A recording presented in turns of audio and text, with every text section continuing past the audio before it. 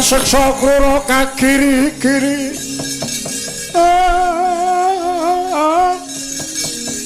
genyolir prabata abang kawelaker mangwohing wungsu amin tolawan anggro srusinga nabda kadeng kalyon manubruha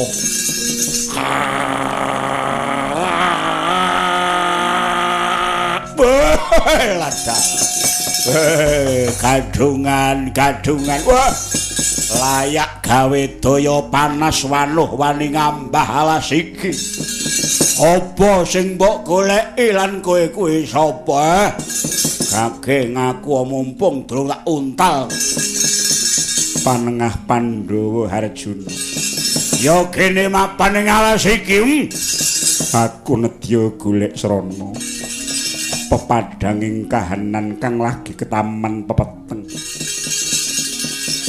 kanthi bakal mituruti panjaluke Kakang Semar awit rikala semono lumantar anakku lanang Kaki Prabu ing Pringgondani Kakang Semar darbe paminta Sekar Pudak Tunjung Biru wah kowe ngendi-endi ana kena ngopo dadak kowe mlebu alas gawat Janaka Kyai Semar dudu titah wantah pangrasaku pamintane dudu kembang pudak Tunjung Biru kang tuwana sadhengah papan mula bakal tak goleki kanthi laku brata teki-teki tetakon marang pralampitaning alam supaya aku bisa meruwi Mara gage kowe ngaku apa pancen sira iku kang reksa alas iki ya aku Pudaka Yaksa aku Nilatmaya ngene ya ing atase mung penjaluke wong cilik Kyai Semar kuwi kondange mung wong cilik nanging kena ngopo mbok rewangi rekoso tumrap aku wis wajibe kudu mituruti merga Kyai Semar iku perlambanging kawula. Oleh ning kawula iku butuh urip mulya, tentrem lan kecukupan uripe. Mula Punggawa praja kaya aku kudu bisa mujudake idam-idamaning para kawula dasih. Mula kang saka iku Janaka ora bakal kabutan. Gunung dhuwur bakal tetep tak unggahi, jurang jero bakal tak uduni. Uripku sak wutuhe bakal tak udhokake kanggo mbiyantu Kakang Semar Badrana. Wah! Ora gampang lekasmu, Janaka najan kowe duwe greget. Tuwa saka atimu ning akeh sandungane merga ora kabeh Punggawa negara tekate kaya kowe. Akeh sing mung lamis, kawula mung ancik-ancik nggone padha golek panguwasa. Kaya kuwi bener kuwi rungokno kuping. Nadyan bebasan mung ijen nanging sedyaku wis mantep. Muga-muga karepku iki bisa dadi dalan ngelingake kang padha lali. Wah! Kowe aja ngaya-wara Janaka. Akeh sing ala timbang sing apik muspra tanpa guna. Ora bakal bisa kowe nglakoni. Saiki jamane wis rusak. Timbang mikir wong liya becik, mikir awakmu dhewe Janaka. Nyata laruta sangking nyuda sang guru kula.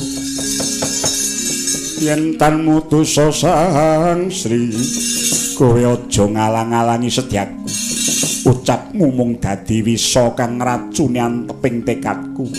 Sumingkira aku ora butuh wejanganing yaksa kaya kowe. Wah, lacal.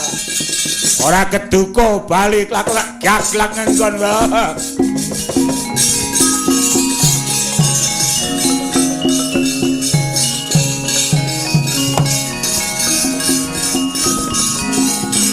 Oh.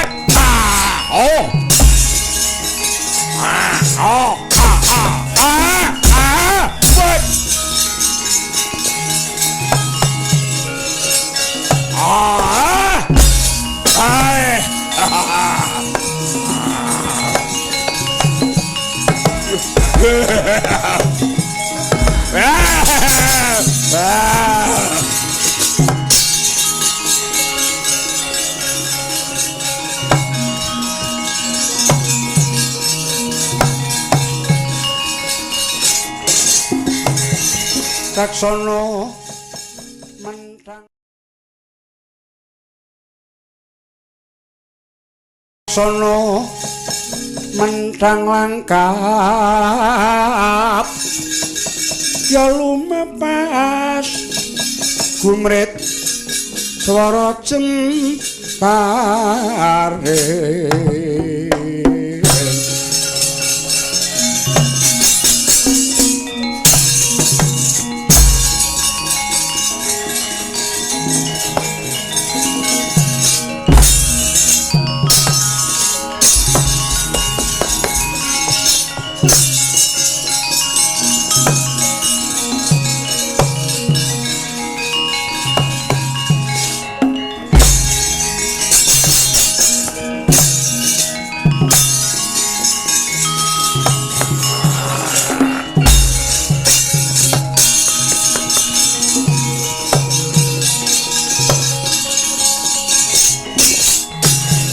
kan samar pamoring suksma sinuksmaya winah yen ngasepi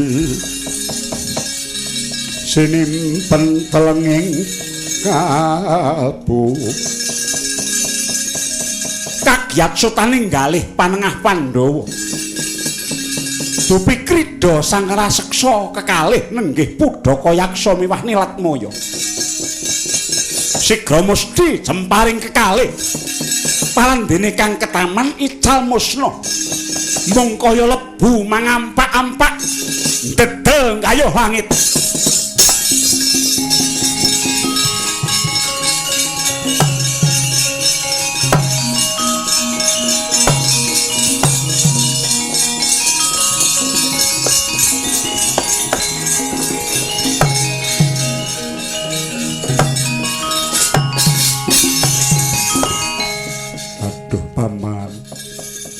kuciwa raos sing manah ingkang putra pinggondani dening atasipun raksasa kekalih ingkang ngrubut Paman Arjuna parandene kula mboten badhe wantun jumangkah awit satriya mangsah yuda dipun rebat mengsahipun sami kemawon kalian dipun bedang garwanipun mila nyuwun pangapunten ingkang agung Paman ora dadi boyo ngopo kula mung bae ngunguning rasaku titi mangsa iki jebul raseksa loro mau musna tanpa lari kaya jinempana ing angin mung ana bleduk mangampak-ampak mubeng ingkang banjur ilang dedel gayuh langit mbok menawa iki pituduh Kaki Prabu Paman kepareng paduka kados pundi kula namung nderek najan Paman Arjuna badhe tedhak wonten tepining bawana kula tetep badhe umiring jengkar paduka Paman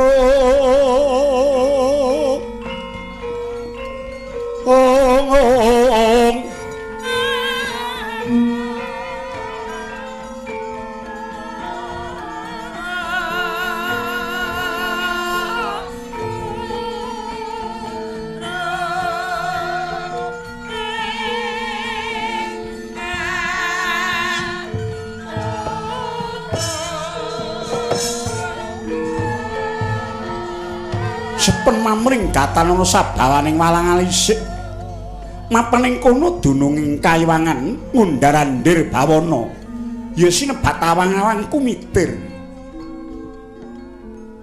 sayekti wis Gatanana rasa pangrasa kang datan kepenak miwah yekti ing kono Gatanana gandha kang kuciwa pabecasananing dewa luhung nenggih Sang Hyang Padawenang ya Sang Mahardika ngrat anggenira mas paosaken dhateng lakuning bawana jagat janaloka ingkang kebegan gara-gara treh kagiri-giri ingkang tumanduk sumundul ngawiyat dadak sakleng mangke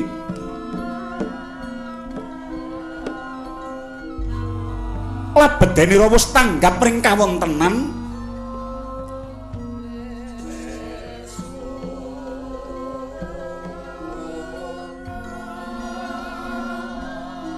Mila mulat saking katebyan praptanira Sang Panengah Pandhawa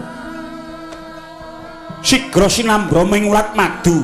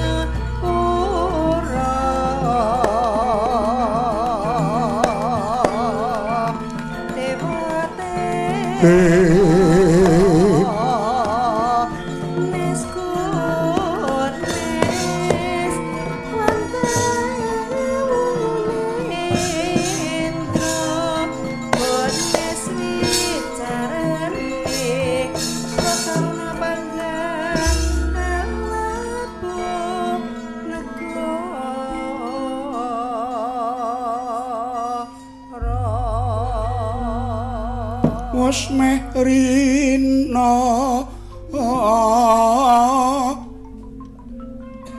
bang wetan sumambura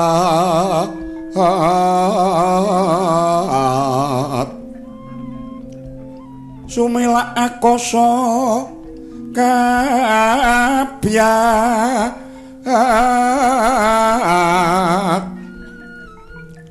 Sang Hyang Surya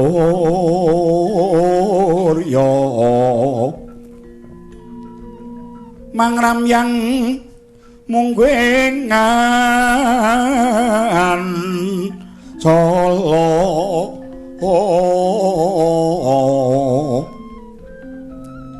hamadangi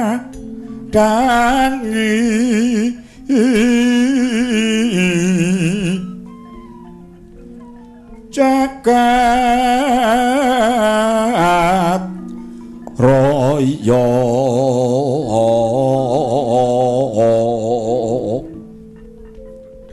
cahyanira jenar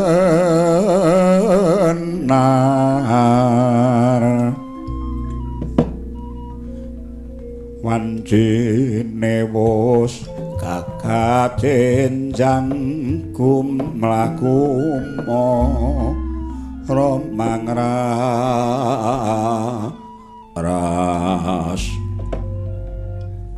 Gong ilahing awik namastu namasidam yektine bombong tias ulun kang tanpa pepindhan dene sawanira kaki panengah Pandhawa winantura harja kulup ngundi dawuh paduka pukulun Sang Hyang Menang sirna durga maning hawan niskala sowan kula manggih rahayu mboten langkung namung pangabekti ning Arjuna mugi kunjuk wonten sandhaping cenela paduka pukulun ya kaki permadi ulun tampa gawe bombonging rasa pangestu ulun tumrap marang jeneng para kaki Arjuna gabundingga jimat paripih dayanana kasantosan pukulun nuwun amit pasang liman tabi sinabeta iloduni cumantaka sowan titah paduka ingkang mawa badan wadak ngabyantara wonten ing ngarsa paduka wangadi pukulun ciptaning manah pindha sarah mungguing lautan ulan mungguing rampadan kaparenga amurba dhateng permadi apa darunane dene sira matur kang mangkono kaki Janaka kula nuwun inggih pukulun waleh-waleh menapa sedyaning manah wiwit sekawit mboten jenjem lenggah kula wonten ing Marcapada inggih labet kawontenan ingkang kados mekaten budayaning watak nista ringking tata jiwa miwah tipising kapitayan Menika wonten tandha-tandha ingkang mutawatosi tumrap jagat njana loka Pukulun.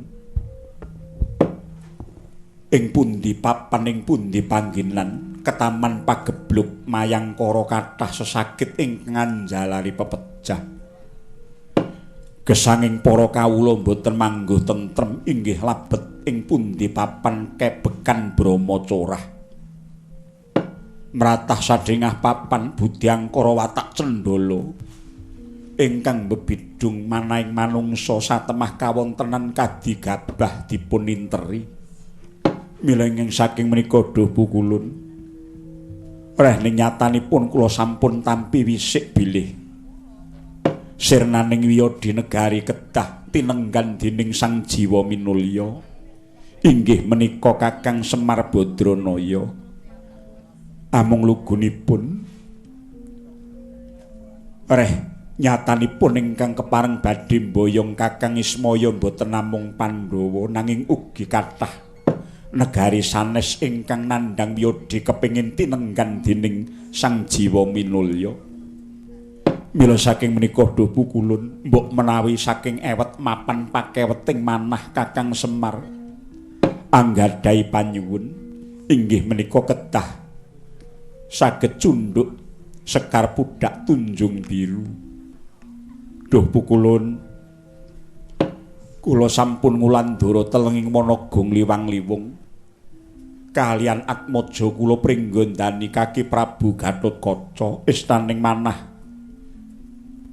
Kula namung meminta panguwasaning Dewa Dimugya pikantuk margining pepadang ing pundi pitedah dununging sekar pudak Tunjung Biru. Pukulun reh nyatanipun wonten madyaning wana bebaya sampun sirna namung ngunguning manah kula wonten raksasa kekalih Pudaka Yaksa menapa dene Nilatmaya ingkang anyerang pun Arjuna. Rening sampun ketaman jemparing sirna margalayu bledug mangampak-ampak mumbul ngawiyat kula tututi palajenging bledug angampak kala wau jebul tuntumipun paring pitedah lenggah paduka ing ngriki. Mila Pukulun kula matur ngajeng monggo angkin paduka keparing badhe amurba dhateng jagating Arjuna. Pukulun saning-yaning talaga kadilangit mambang tang paswulan upamaneka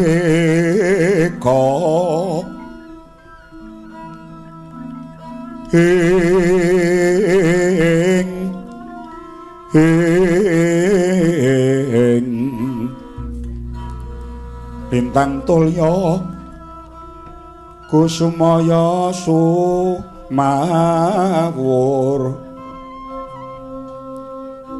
lumrang Wekang Sari Pindha Calata.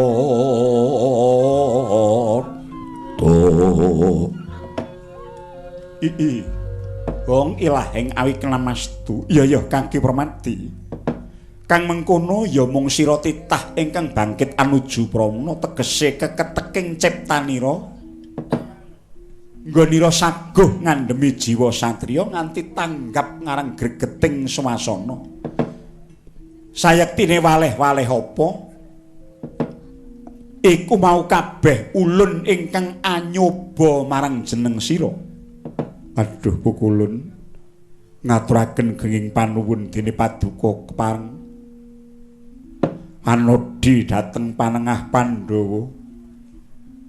Mugi-mugi kula saged nyendikani dawuh paduka.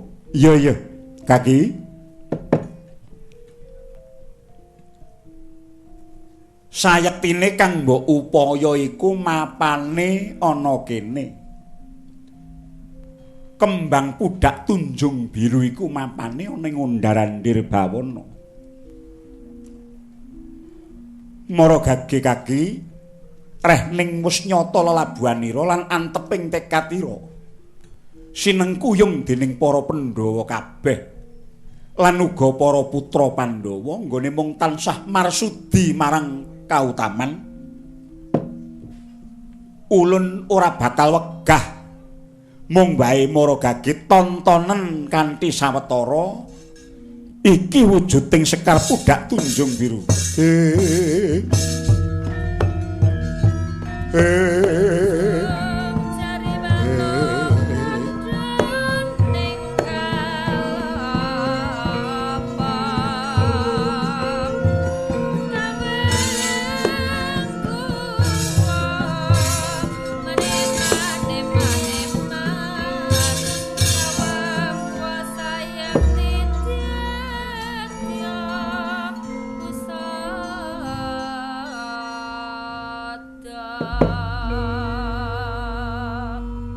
Kulun cumeplong raosing manah kula sampun mulat cahya sumorot ingkang mijil saking Sekar Pudhak Tunjung Biru menika nanging babar pisan kula mboten saged anggagapi menggah kapareng paduka Arjuna kinenen mas paosaken ora mung nganggo netra walaka nanging nganggo pramana jati ya jatining paningal. Kula nuwun inggih. Maragage sepisan maneh iki metu daya luwih kang mijil saka cangkoking kembang uga. Inggih Pukulun. Waspadakna kang permana maneh kaki permadi. Rangu rangu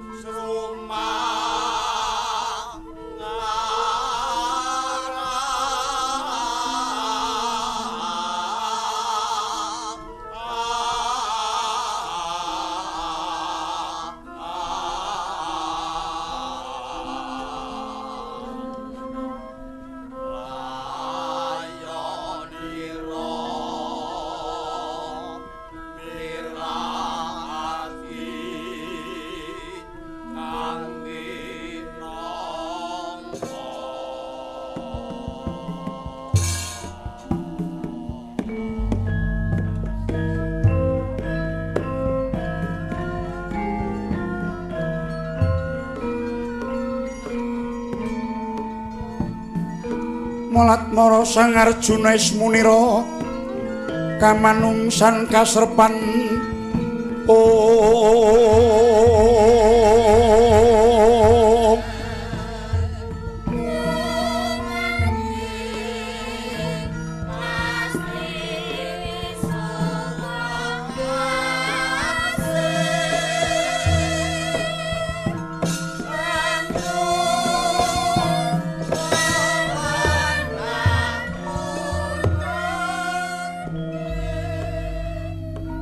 Sira sumurup apa Arjuna?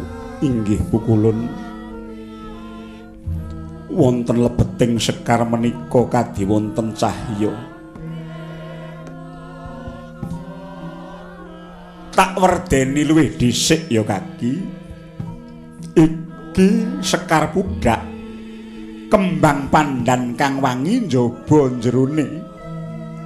Iku dadi perlambang jiwa satriya kang kudu nyawiji ing antaraning latih lan pakarti, lair batin kudu padha. Bisa netepi janji lan tansah wangi gandane, arum jenenge jalaran anggone tansah tumindak mrih mulyaning para kawula sarta tentreming praja. Kula nuwun inggih Pukulun. Banjur kembang pandan kang bisa tuwuh sadengah papan lire jiwa satriya ing pangayom bisa manunggal kelawan para kawula ing ngendi wae ora sungkan nindakake pakaryan bebarengan lan wong cilik temah ora ana wates antarane kang pangkat lan kang ora derajat, kang sugih lan kang mlarat. Kula nuwun inggih Pukulun. roning pudhak bisa maweh sedheping dedaharan pangarsa iku bisa weweh rasa enak lan kepenak kang sarta bisa weweh rasa pemarem. Godhong pandan uga bisa rinajang kinarya srana beboreh. Semono uga satriya iku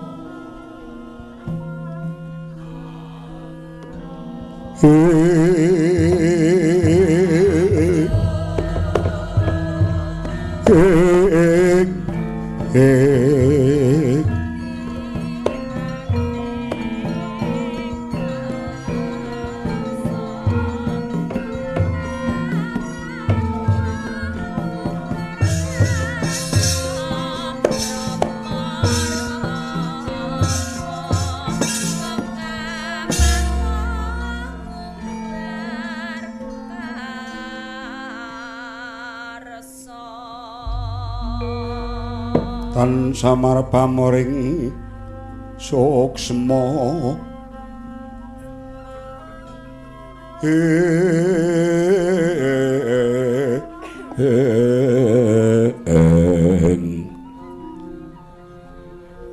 sinuksmaya wenah yang asepi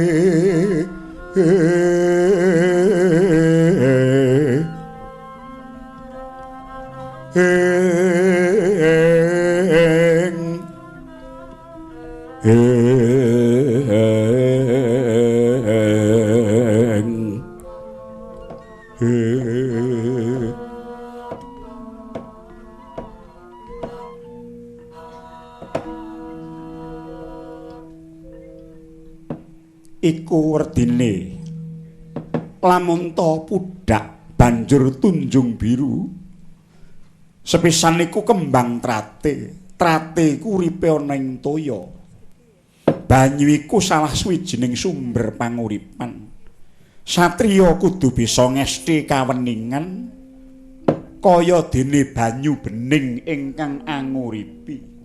Kula nuwun inggih pukulun lamun mekar kembange megar endah wujude dadya pepasren uga sinebut tunjung lamun durung megar pucuke. Tunjung iku len urung mekrok tegese pucuke isih lancip dadi pralampita samubarang kang katindakake dening titah yekti kudu tansah semende marang jidaring papasten. Tembung jidar kuwi tegese garis. Dadi jidaring pepesten ki manut garising kodrat. Kawula nuwun inggih pukulun. Banjur Sekar Trate iku nyata dadi palenggane Bathara Wisnu. Mangka sira sumurup uga lan sira wis ngakoni lamun to lenggahing Ratu Ndarawati kelawan panengah Pandhawa ngibarate kaya geni lan urupe kembang lan sarine madu lan manise kang iku kaya wis trep lamun sejatine kang kudu bisa nggawa kembang iki amung Wisnu jati. Dewa nyugata marang sureng prang ngendan wing ngawiyat narada ngepalani Jawata Sukamulat ing palagan Kayungyun yudaning Werksasa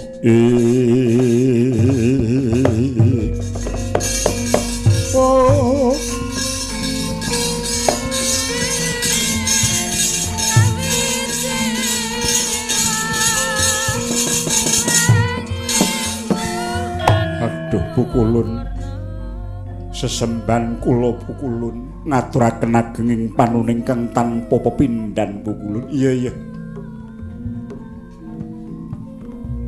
sabanjure kang prayitna lan ngati-ati anggonira mesti kembang dak tunjung biru iki kula nuwun inggih bisa ngrangkani apa kang dadi atine Semar Badranaya.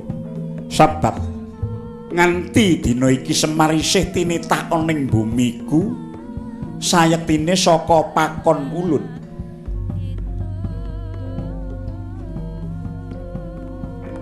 Muga-muga menungsa aja padha nganti nglalekke marang Sang Jiwa Minulya.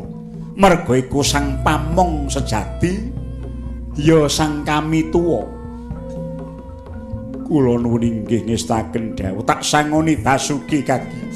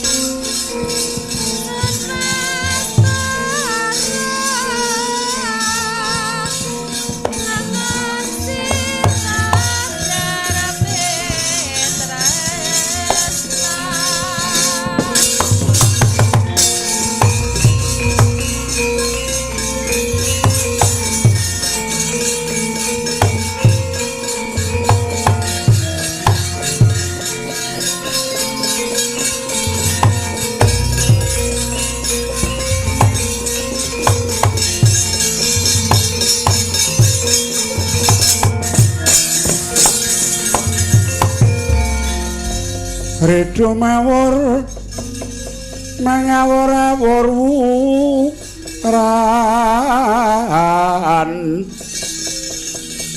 pangarane ngajurit kang maguru kangsa tetek kaya butula wara panjriting turang gesti rakata engkang waca lalayu sabet oh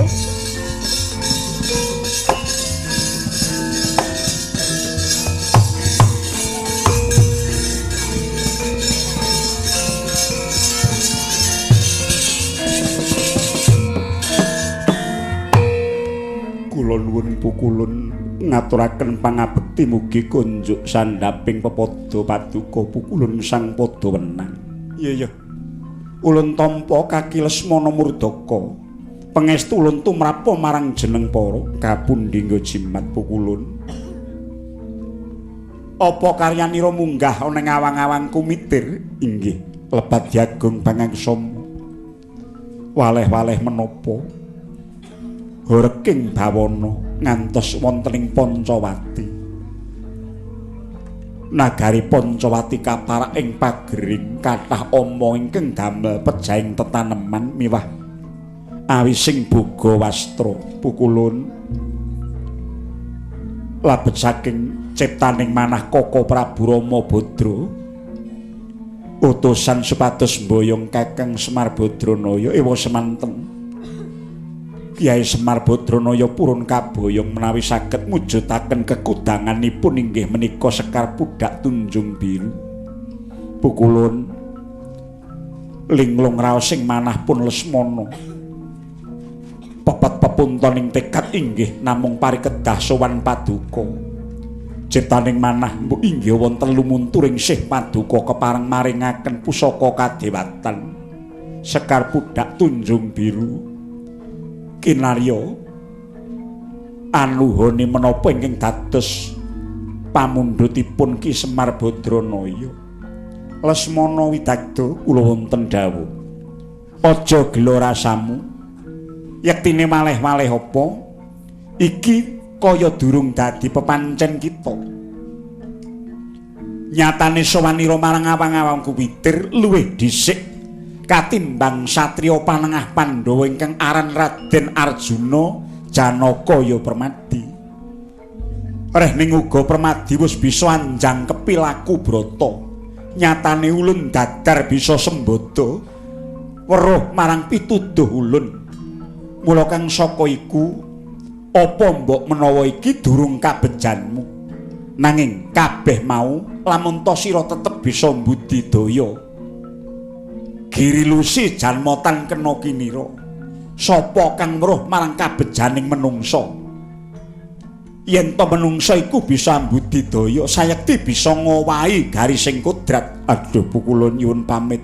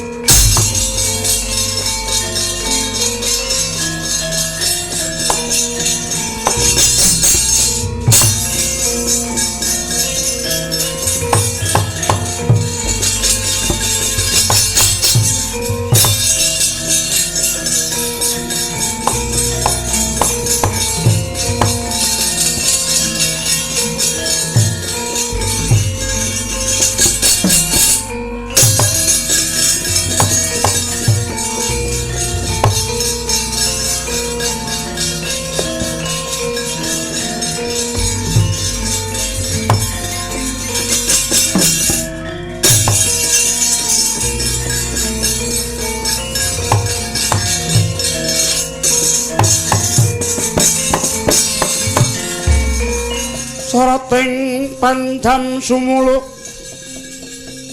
madangi Drupasareyan ngenani wadana katon ramu kang kalingan ngangrangan pangjamanan kong sumungkem kuling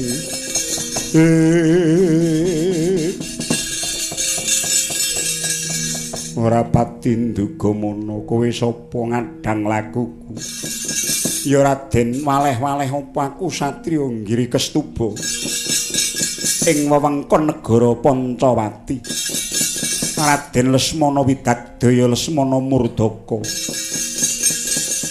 iki kadangku Hanuman panengah Pandhawa Janaka iki ponakku Gatotkaca. Iya ana parigawe apa Lesmana? Raden,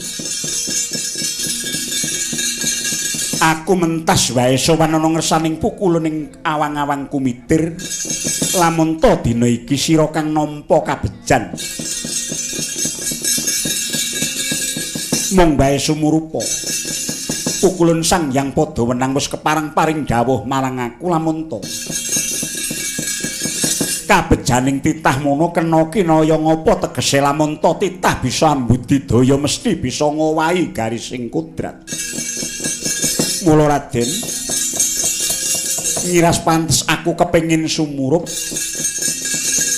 dupeh kowe wis bisa nggawa kembang pudak tunjung biru aja rumangsa gegeden mestaka sak dhuwur-dhuwuring keluwihan iku ana ingkang ngungkuli ya mung kabejane nalika semana kowe ingkang luwih dhisik didadar dening Sang Hyang Padawenang upama ta aku ingkang dinadar durung karuwan tiba kabejan menyang kowe mula kang saka kinarya neter sejatine Lesmana Widagdaya panengah Pandhawa ingkang unjo dhewe ning Janaloka munggahing jagat iki ayuh tangkep Jaja kantaran bau. Jaja ntablir kinetap duka yayasinipi. Jaja bang mawi ngowingo. Sejatine aku ora duwe perkara karo kowe mung bae. Nyatane gunemu tengik bisa mbrongot rasak. Mboten sisah kokian bebangal. Mong karek diulungke apa ora? Wah, kethek mburi kuwi njaluk diglethuk ndase.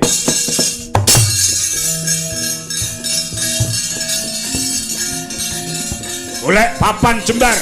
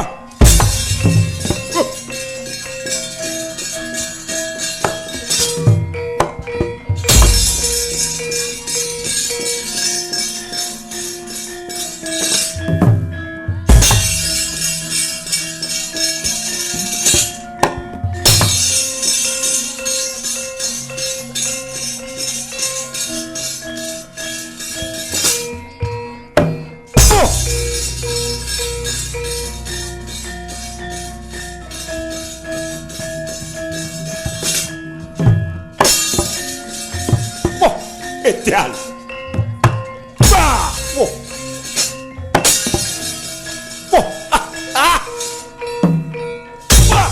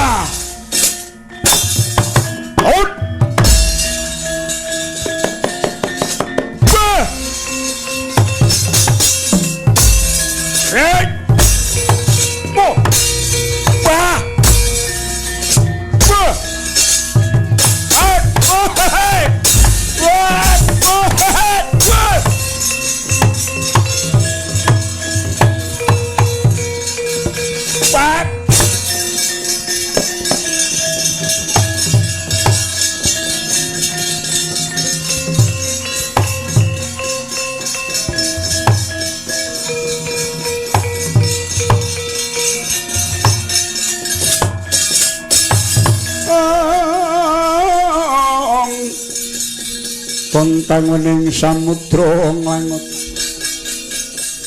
mangut tanpa pakut. Wah, ngetokke kekendelanmu kuwi duwe gawan wong enom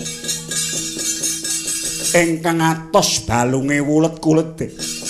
Ayo opadam ngajak pirang taun tak wujudi ilang nyawamu derajat ngopo.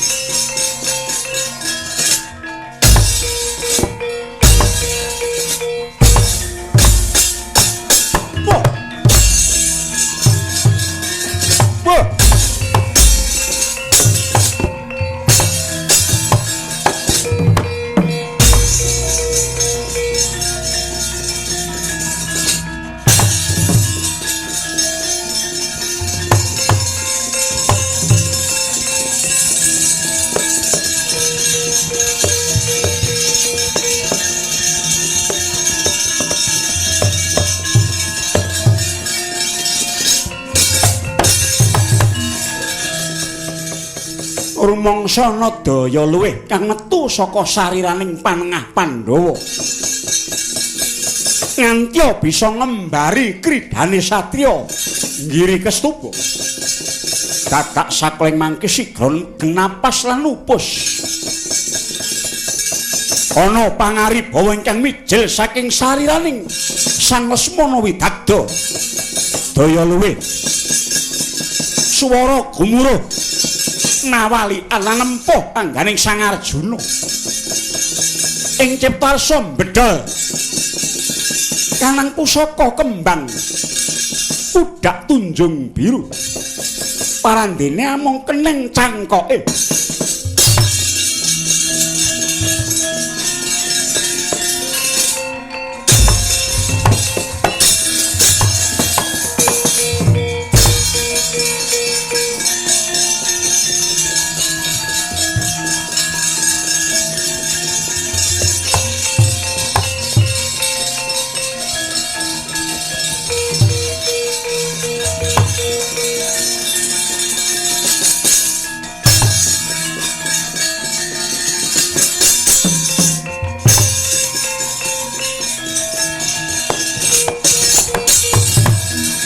Raden Anoman kula sampun pikantuk damel menawi kondur dhateng negari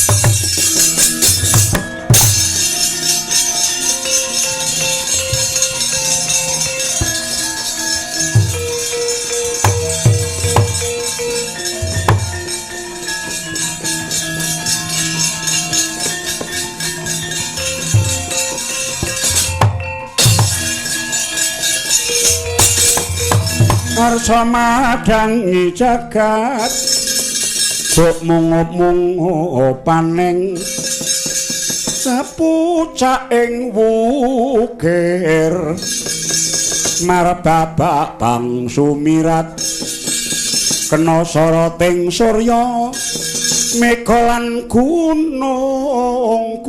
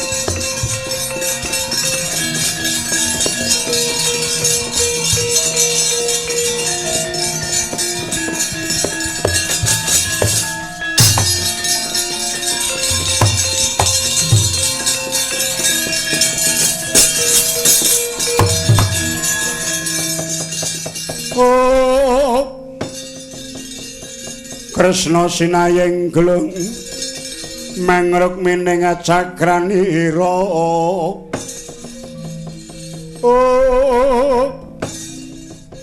kumiteraning asto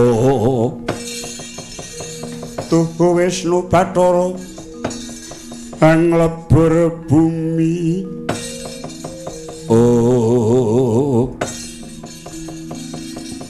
Koko Prabu kados pundi Yayaji menika kadang kula ingkang kula antu-antu malah sampun prapta. Ih. Janaka siadi lunga menyang endi? Wah, Jlamprong nek minggat ki nganggo kandha. Gegerke wong pirang-pirang minggat wit sore mau.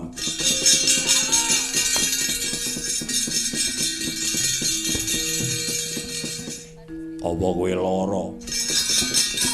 Mboten Kakang Mas. Kena ngopo? Kowe lunga Jlamprong. Nuhuni pamintanipun Kakang Semar inggih menika purun kaboyong menawi kula saged mujudaken Sekar Pudak Tunjung Biru.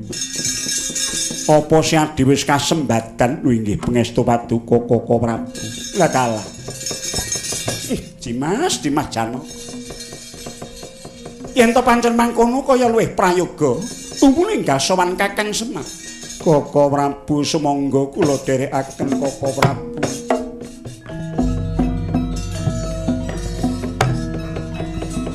Oh.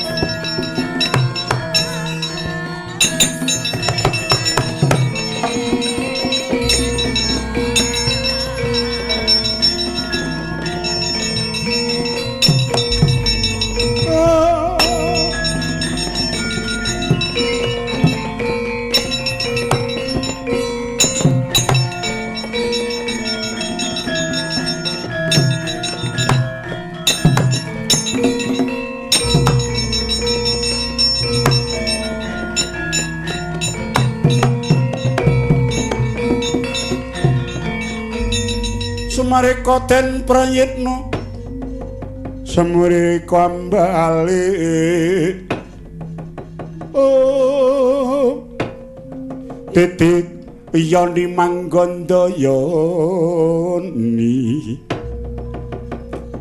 Manggandayani Trisanya Purnama Sidi oh niki nuwun sewu Ndara Pandhawa lan Ratu Ndarawati. Kakang Semar ya Kakang Ismaya. Ya aku Depol. Gembruduk niki kok Ndara Janaka ten ngajeng kula ngasta napa niki? Iki Kakang Semar pamundhutmu. Iki kembang budak Tunjung Biru. Keriyen kula waspadake niki kok mboten jangkep. Kesik sampean golek teng pundi? Sawanane ngawang-awang kumitir Kakang. Banjur pengendikane mbahku Bathara Wenang piye? Jarene Janaka kang wis nampa kabejan wenang boyong budak Tunjung Biru kagem Kakang Semar. Mula banjur reh ning wis pinaringake aku daya-daya lengser marming atiku. Mula gagi ayo tak boyong iki tampanan nggonmu cunduk ya Kakang Semar. Sampeyan niku pripun wong ora jangkep kok kon nggo cunduk. Nggo cunduk nek jangkep. Mboten jangkep niki. Sik nalare pripun?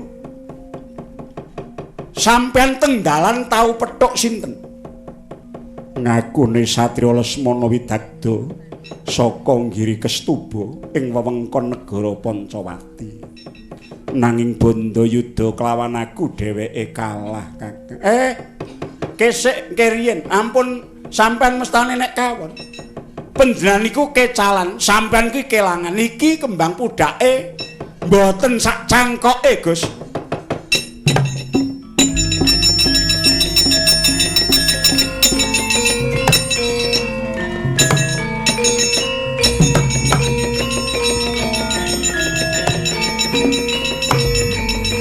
Mang mriki.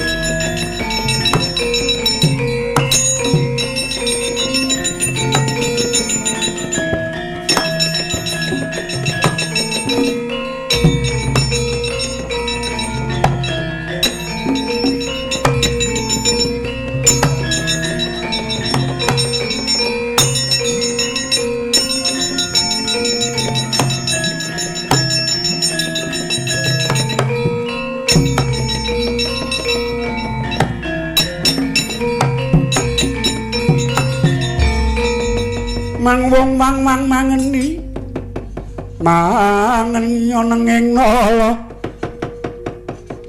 mangen neng nolo jroning triya katawangan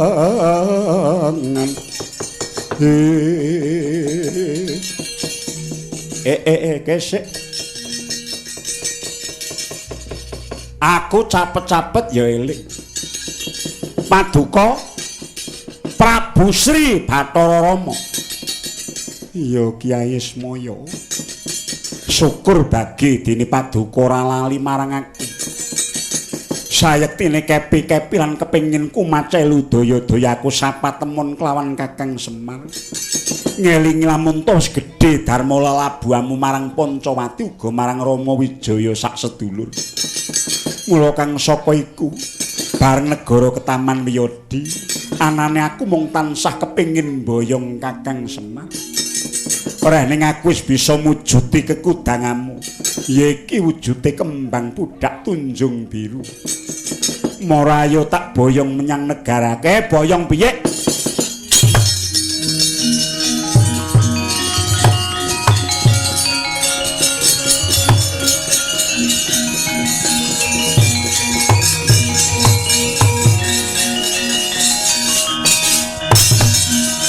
molat mara Sang Arjuna esmunira kamanungsan ana wigati apa iki ana satriya bagus pekeing marna banjur maju lungguhe salwa rengu guayane katandha ora mathuk rasane aku panengah Pandhawa Janaka oh kondang temen jenenge Raden Arjuna sira wis sembodo dadi lelananging jagat ngerti aku wis bisa nggawa kembang pudak tunjung biru lan dasar kepara nyata kuwi sejatine dadi pepancening panengah Pandhawa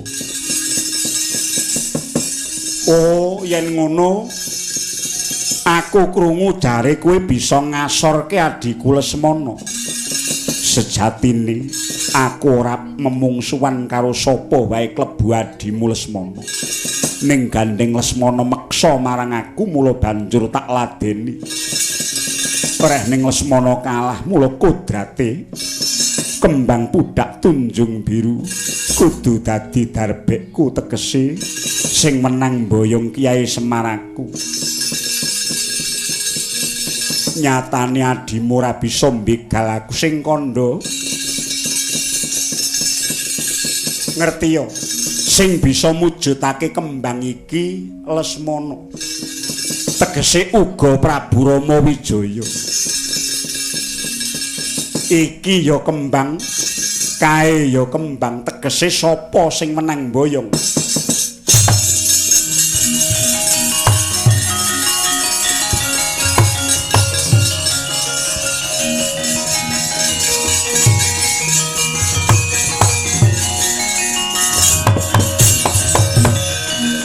Kosek sadurunge Kyai Semar momong kowe biyen-biyene Semar kuwi momong Prabu Rama malah luwih katok luwih suwe nggone momong aku tinimbang momong kowe Kosek Sang Prabu lho kowe sapa Ratu Ndarawati Prabu Kresna aku nyela sawetara kena ngopo samengko Kyai Badranaya kok wis ora gelem momong Prabu Rama sira kudu mulat sarira ora ariken telenging uripmu Rama kowe aja melu-melu ingsun iki mung kepengin mernahke wong kang wis sembodo nyatane aku wis bisa nggawa kembang pudak tunjung biru aku ya wenang mboyong Kakang Semar antarane Kresna lan Janaka ora ning bedane tumrap panyawangku meksa beda merga wujud ora padha karo jerone tegese kowe durung pana tenan nggonmu nyawang Kresna lan Janaka Raden Janaka ngertiya kabeh sing ditunggu Semar kuwi kudu saguh dadi srana katentreman kudu wani kurban lan netepi jiwa satriya mangka wong kang ngugemi jiwa satriya mono ora gampang kudu wani tenan ngurbanake apa wae lan abot pitukone aku biyen tak rewangi urip ana ngalas 14 taun suwene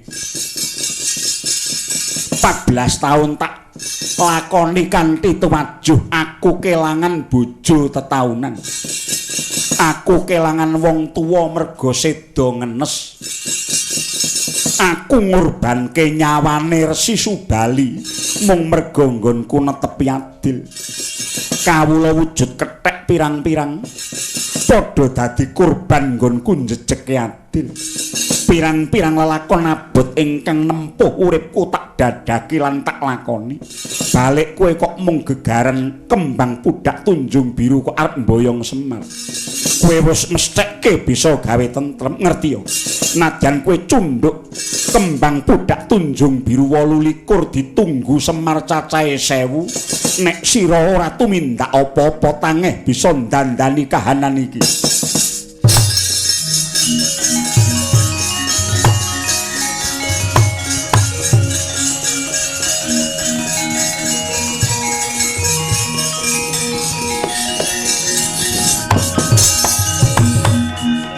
Prabu Rama piye kabeh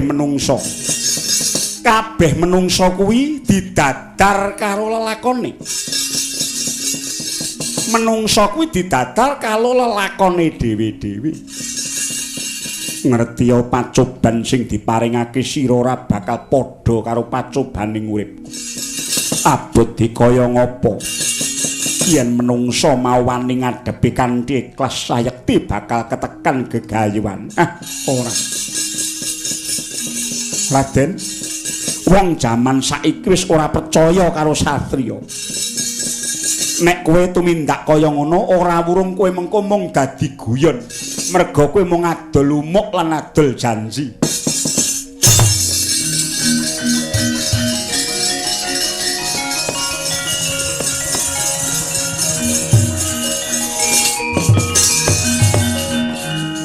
mengko dhisik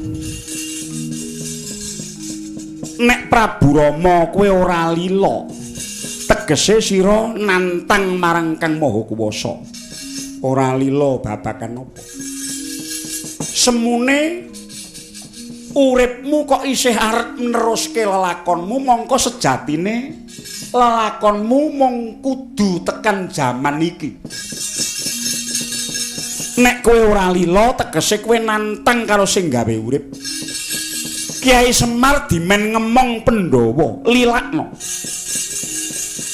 apa sira ora ngeman marang aruming asmamu yen to sisaning umurmu mbok regeti nganggo rasa kang ora lila ayo gage wacanen saiki Prabu Kresna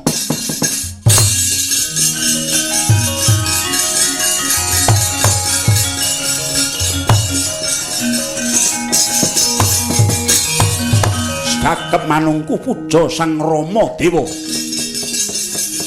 saged anitik dununging Sang Hyang Bathara Sumanya Bathara Wisnu ingkang wis lenggah sarira Kresna lan Arjuna kaya mesem jroning wardaya bali mring negarane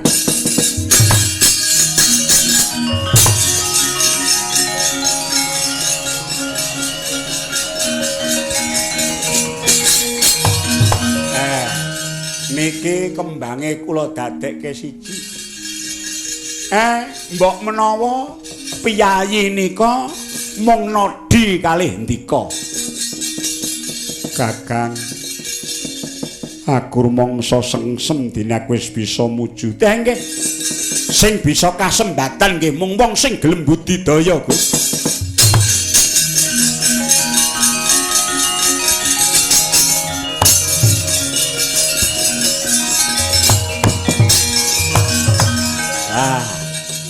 Areh ning nyatane pun kekudung pun cunduk kembang niki dikaya napa kula niki gadahaning Pandhawa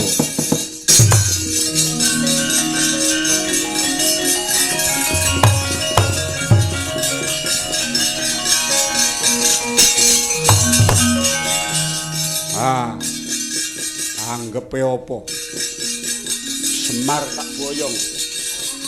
Semar tak boyonge, boyongen. Boyongen. Tak boyong saiki entuk tak boyong ora entuk tak boyong. Nggih dipun boyong mawon, boyong. Monem lu nemo luru ngaten. Nem cinem lulu monem ngaten. Tak boyong, boyong.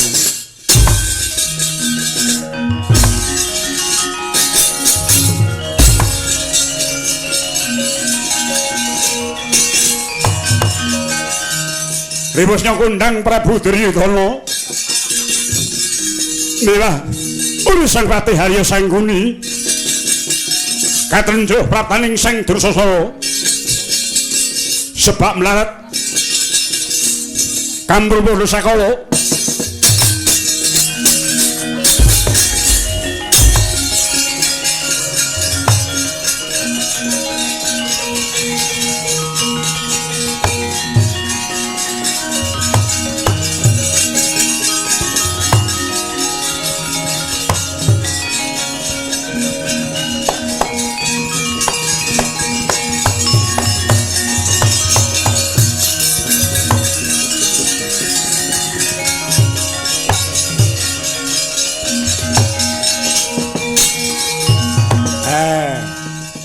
Purwa Madya Hamungkasi sampun paripurna. Mila kula lungguh mriki paduka kula lenggahaken nginggil tegesipun. Mugi-mugi kanthi kawontenaning kanugrahan ageng ingkang sampun manunggil dhateng Pandhawa lan kula mahanani tentrem lan rahayu, monggo sami nyondongaken raosipun.